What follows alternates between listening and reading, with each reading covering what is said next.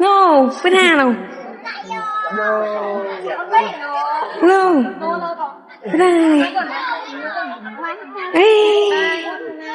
À, chụp lên nè câu, ôi on à. Ơi. Mà chụp lên nè câu con bự. To mà. To. Wow. Đó, chạm này con. Đó.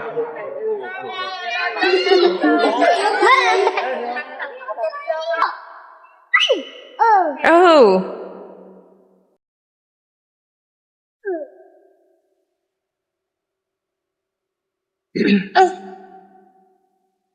Cười. Ui, pina ka ọt khạch năng. Hey. Mà ao nhâm tí. Ao nhâm. Ao nhâm á. Nhâm từ.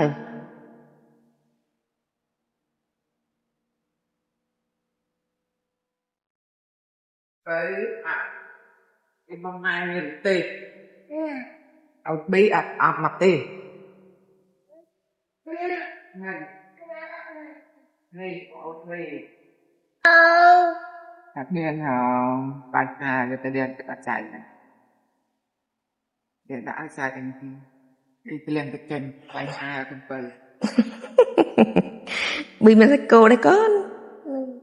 Mình tè. Lục đẩy cơ. Lạc đấy.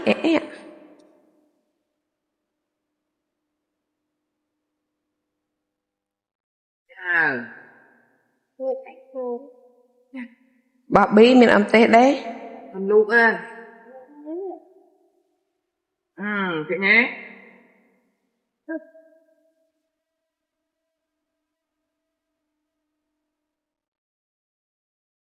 Nghe đi con.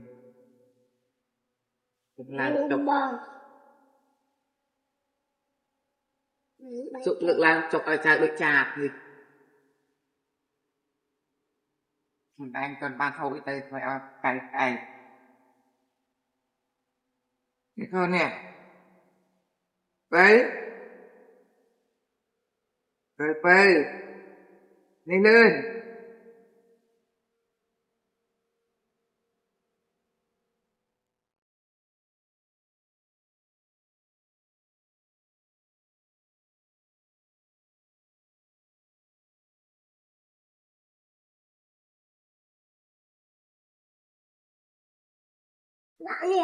nhưng mà đã cái này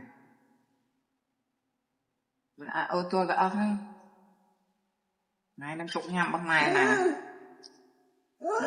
đấy đi đâu mình đừng mang trụng nhầm bằng này thế này chà mà ai ôn nè thế nhé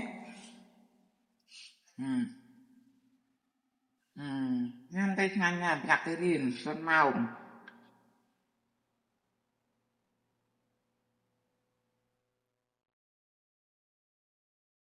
tay con tay con này một pin nè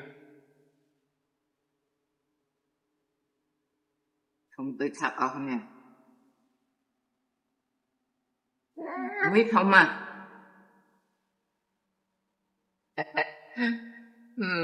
không mặc thì nhé không biết tới nhiệt ni mà tạo sẽ cô ở tiệt đi nè tình ấy tình ấy